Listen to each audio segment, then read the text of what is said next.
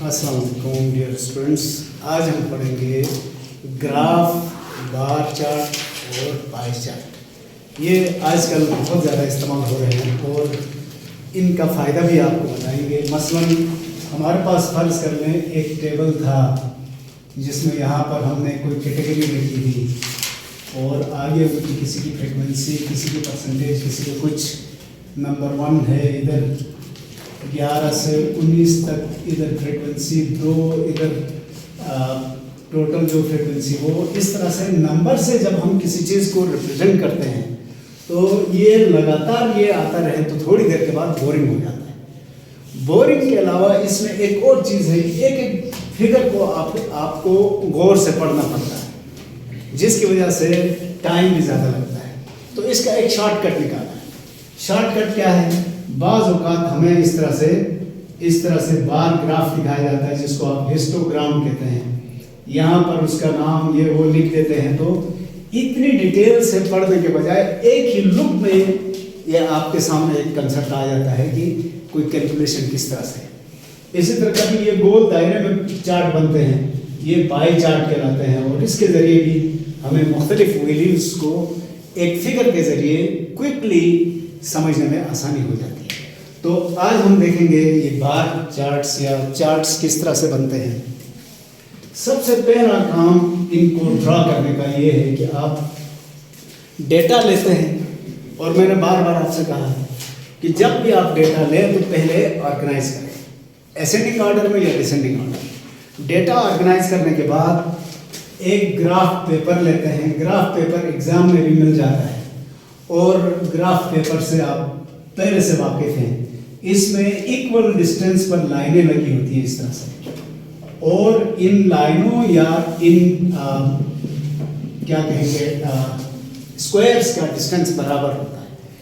अब फिर इस ग्राफ पेपर में कोई सी 2 लाइनें पेंसिल के जरिए हाईलाइट करते हैं। ये जो लाइन होती है वर्टिकल, इसको आप वाई एक्सिस कहते हैं। जो इस तरह हॉरिजॉन्टल होती है उसको एक्स एक्सिस कहते हैं।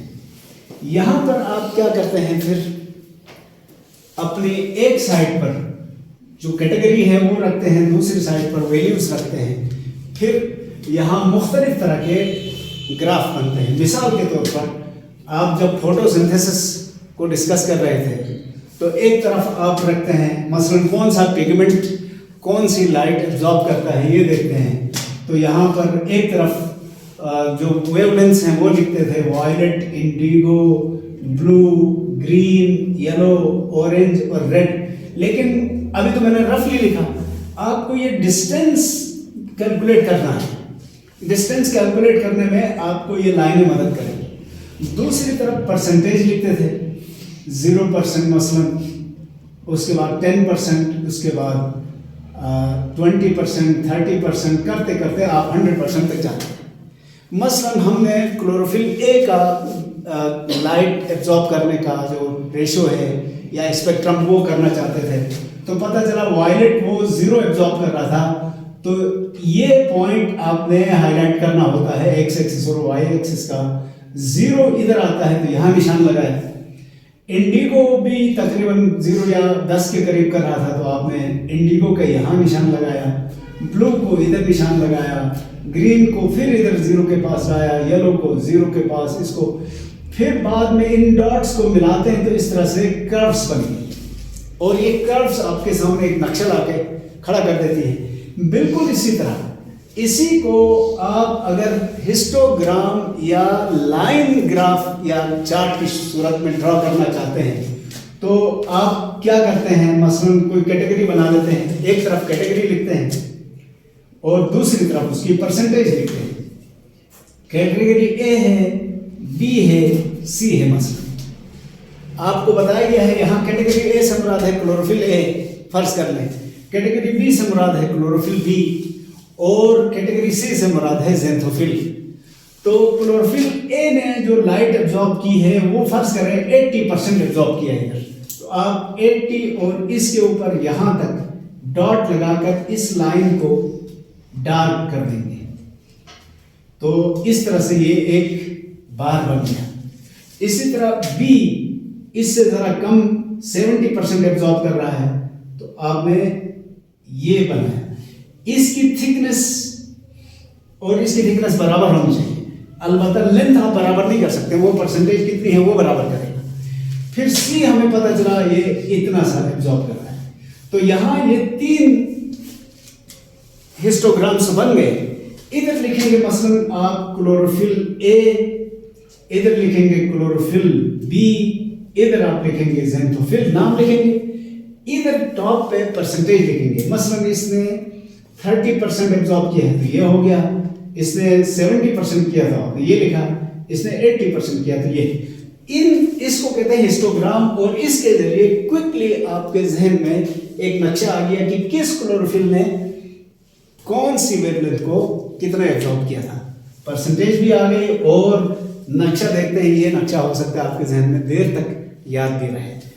अगर हम इसको इस तरह देखते हैं, कहना ये चाह रहा हूं, नंबर में दी हुई चीज के मुकाबले में ये कर्व्स ज्यादा बेहतर प्रेजेंटेशन, इसके मुकाबले में ये हिस्टोग्राम ज्यादा बेहतर हमें नक्शा देता है या अंडरस्टैंडिंग देता है। अब आते हैं पाई चार्ट। आजकल कंप्यूटर का जमाना है तो ऐसे सॉफ्टवेयर बने हैं जिसमें आप फीड करके डायरेक्ट भी बना सकते हैं, लेकिन अगर कभी आपको मैनुअली बनाना पड़ा तो क्या करेंगे?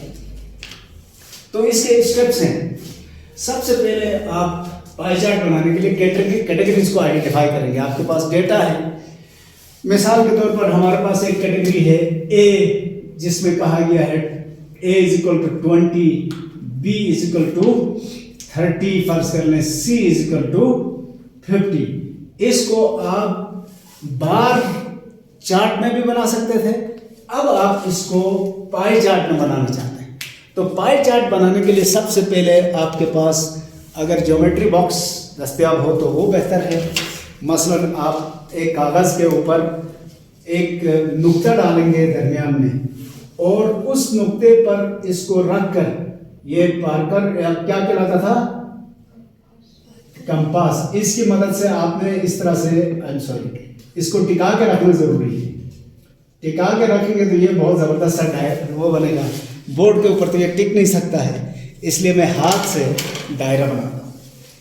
पहले आपने एक दायरा बनाना है और उस दायरे का एक मरकज मुकर्रर करना है, और इसमें ऊपर एक नुक्ता जो 12 o'clock वाला है वो नुक्ता आपने इधर फिक्स करना है, या चाहें तो एक बारीक लाइन भी पेंसिल से ड्रॉ कर सकते हैं। करने के बाद फिर आप इसको हिस्सों में तकसीम करेंगे। लेकिन ये आप जानते हैं कि इस मरकज से अगर हम यहाँ से चल के वापस घूम के इधर आएंगे तो यहाँ इस तरह की डिग्रीज बनी है, और ये डिग्रीज टोटल कितनी है, 360 डिग्रीज ही है। यहां से यहां तक कितनी है, 180 ये है, 180 ये है, और यहां से यहां पर 90 इस तरह से है। अच्छा, अब फर्ज कर लें हमारे पास सबसे पहले जो डेटा हमें मिला है उसके लिए क्या करेंगे, कैलकुलेट टोटल एंड परसेंटेज।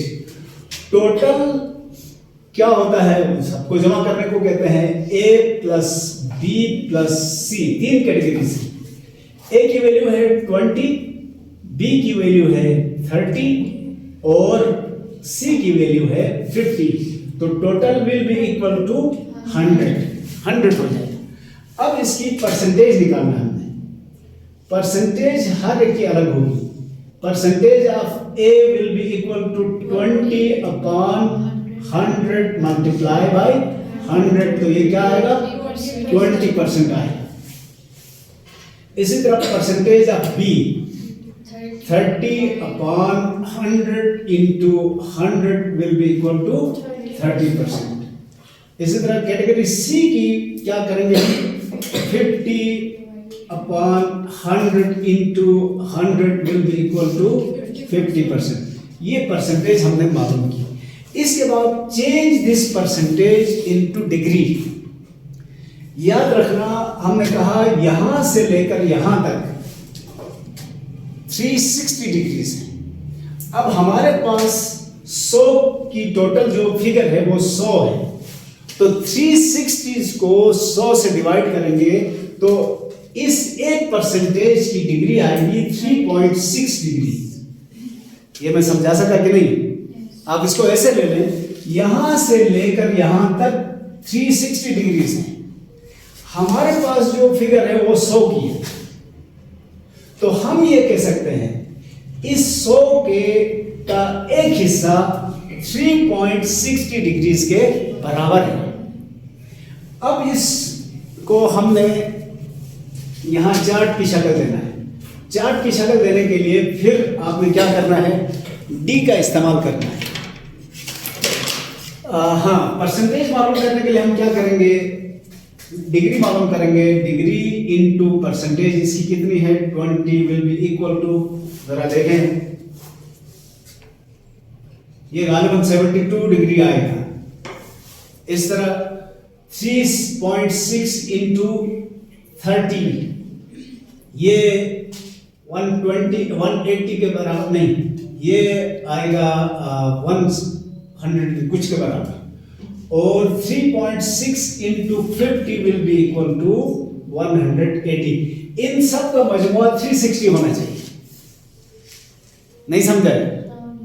देखें, कैलकुलेट करेंगे तो आपको समझ में आएगा कि ये 3.6 हमने क्यों बनाया है। दोबारा सुने इसको।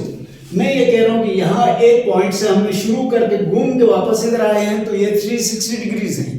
लेकिन हमारे पास 360 की फिगर होती तो हम एक परसेंटेज को 1 डिग्री के बराबर कहते हैं। हमारे पास 100 की फिगर है, तो 1 डिग्री 100 के बराबर नहीं है। या इस 360 में से 3.6 डिग्रीज आर इक्वल टू 1%। तो यहां 20% है, तो इससे मल्टीप्लाई करेंगे तो इस पूरे का परसेंटेज हमारे सामने आएगा। अब हमने क्या किया, यहां पर एक लाइन खींची बीच में, यहां लाइन खींची, इसके बाद इस डी को इस लाइन के पैरेलल रखेंगे। रख के ये 90 है, फर्ज करें हमारा 90 है, तो हमारा पहला एंगल क्या आएगा, 72। 70 यहां है तो 72 यहां निशान लगाएंगे। निशान लगाने के बाद अब इस सेंटर से इसको मिलाएंगे तो ये ऐसे बन जाएगा, यानी समझो यहां से यहां तक एक पॉइंट बन गया। इसी तरह ये दूसरे का एंगल आया था, फर्ज करें 72 से ज्यादा था, मसलन वो था 80 के करीब, तो फिर आप इसी तरह रखेंगे और 80 के बराबर हमने इसको यहां रखा। यहां रखने के बाद फिर इसको आप लाइन कर दें और इस तरह से इसका ये हिस्सा बन जाएगा। बल्कि आई एम सॉरी, मैं इसको यूं करता हूं, यहां से हमने इसको पॉइंट माना है, तो ये 140 है तो इधर आएगा, 130 है फर्ज करें इधर आएगा, तो यहां से इसको हमने ऐसे लाइन बनाना है। इसी तरह 3 हिस्से बन जाने चाहिए। 3 हिस्से बन जाएंगे तो फर्ज करें इस तरह से बन गए 3 हिस्से। अब अगला है कलर करने का। कलर ऑप्शनल है, करें तो ठीक, ना करें तो भी कोई बात नहीं। यहां पर हम क्या लिखेंगे, कैटेगरी ए और इसकी परसेंटेज कितनी है 20%। यहां पर लिखेंगे कैटेगरी बी और इसकी परसेंटेज कितनी है 30%। यहां पर है कैटेगरी सी और इसकी परसेंटेज कितनी है 50%।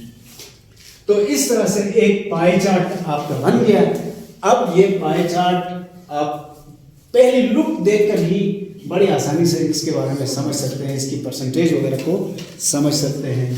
ये था जी इसका जिक्र, और यही लेबलिंग कहलाता है आखिर में ये सब कुछ लिखना, और इसी को पाई चार्ट कहते हैं। मैंने पहले कहा इस वक्त कंप्यूटर के सॉफ्टवेयर में ये सारी चीज़ें रेडीमेड दस्तियाब हैं, आपको सिर्फ डेटा इंटर करना है, वो खुद बना के देता है। लेकिन मैनुअली भी थोड़ा बहुत आना चाहिए, क्योंकि कहीं बिजली नहीं होती, कहीं कंप्यूटर आपके पास नहीं है, मोबाइल आपके पास नहीं है, तो आप खुद कर सकते हैं।